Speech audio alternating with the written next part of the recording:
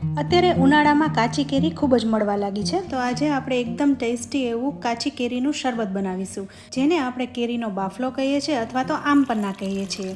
ઉનાળામાં છે ને કાચી કેરીનું શરબત ખાસ પીવું જોઈએ, કારણ કે એ ગરમીમાં શરીરને હાઇડ્રેટ રાખે છે, સાથે લૂથી બચાવે છે અને એમાં રહેલા vitamin A, B1, B2, iron, sodium, potassium, calcium જે શરીરનો થાક દૂર કરીને તરત જ શક્તિ આપે છે, ઉર્જા પ્રદાન કરે છે. તો ઉનાળામાં કાચી કેરીનું શરબત ખાસ પીવું જોઈએ. તો ચાલો જોઈએ કેવી રીતના બને છે.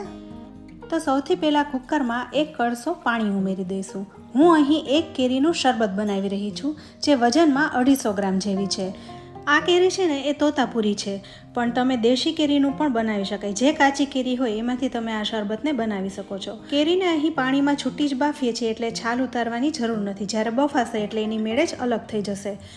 તો હવે કુકરનું ઢાંકણ બંધ કરીને 3 થી 4 વિસલ વગાડી લેવાની છે. ગેસ ચાલુ કરી દઈશું અને સીટીને વાગવા દઈશું. હવે સીટી વાગી ગઈ છે અને કુકર પણ ઠરી ગયું છે, તો આપણે ખોલીને જોઈ લઈએ. તો જુઓ, અહીં કેરી એકદમ સરસ બફાઈ ગઈ છે. તમે જોશો ને તો કેરી એકદમ ઝાંખી થઈ જાય છે. તો કેરી એકદમ સરસ બફાઈ ગઈ છે. અહીંયા છાલ છે ને એની મેળે નીકળી જશે, તો તમે જોઈ શકો છો છાલ છે એ કેરીથી અલગ થઈ ગઈ છે. તો હવે કેરીને કુકરમાંથી કાઢીને બાઉલમાં રાખી દઈશું. આ કેરીનો આપણે પલ્પ કાઢી લેવાનો છે, તો છાલને અલગ કરીને પલ્પ પણ કાઢી લઈશું. અહીં છાલમાં જેટલો પલ્પ છે એને પણ કાઢી લઈશું અને છાલને ચોખ્ખી કરી લઈશું. સાથે કેરીમાંથી પણ પલ્પને અલગ કરી લઈશું. અહીં તમે જોઈ શકો છો કેરી એકદમ સરસ રીતના બફાઈ ગઈ છે અને પલ્પનો એકદમ માવો થઈ ગયો છે. તો આપણે અહીં બધો પલ્પ કાઢી લીધો છે. હવે આ બધા પલ્પને આપણે મિક્સર જારમાં લઈ લઈશું. સાથે આપણે બધા મસાલા ઉમેરવાના છે, તો એ કયા કયા છે. આજે આપણે આ આમપન્ના છે ને કેરીનું શરબત એક ગોળમાં બનાવીશું. યુઝ્યુઅલી બધા ખાંડમાં બનાવતા હોય છે, પણ આજે આપણે ગોળમાં બનાવીશું. તો કેરીના પલ્પને મિક્સર જારમાં કાઢી લીધો છે. આ 1 કપ જેવો છે. સાથે આપણે 10 થી 12 નંગ જેવા ફુદીનાના પાન ઉમેરીશું. અહીં કેરી 1 કપ જેવી છે ને, એટલે ગોળ છે ને આપણે અડધો કપ જેવો ઉમેરવાનો છે. અથવા જો તમે વધારે મીઠું ખાવ છો તો વધારે થોડો ઉમેરી શકાય. અહીં મેં દેશી ગોળનો પાવડર લીધો છે, પણ જો તમારે નોર્મલ ગોળ લેવો હોય તો એ પણ લઈ શકાય. સાકર કે ખાંડનો પણ ઉપયોગ કરી શકાય. હવે 5 ચમચી જેવા શેકેલા જીરુંનો પાવડર અને પોણી ચમચી જેવું સંચળ ઉમેરીશું.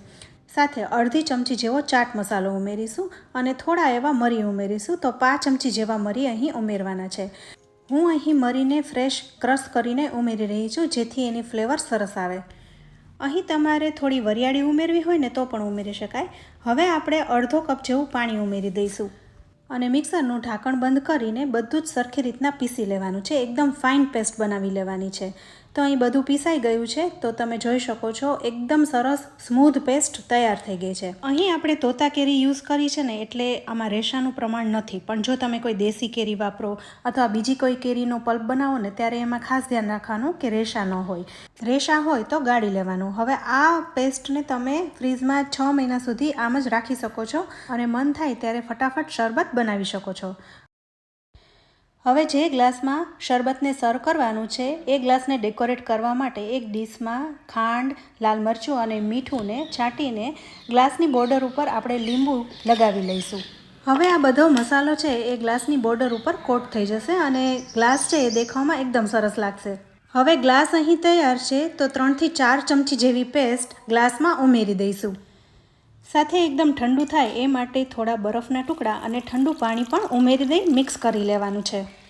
તો તૈયાર છે કાચી કેરીનું શરબત. આ શરબતને ફુદીનાના પાનથી સર્વ કરીશું. તો ફ્રેન્ડ્સ, તમને આજના આ શરબતની રેસીપી કેવી લાગી? જો તમને સારી લાગી હોય ને તો વિડીયોને લાઇક અને શેર કરજો. સાથે અમારી ચેનલ કિચન સિરીઝને સબસ્ક્રાઈબ કરી લેજો અને અમારા ફેસબુક પેજને લાઇક કરી ફોલો કરજો.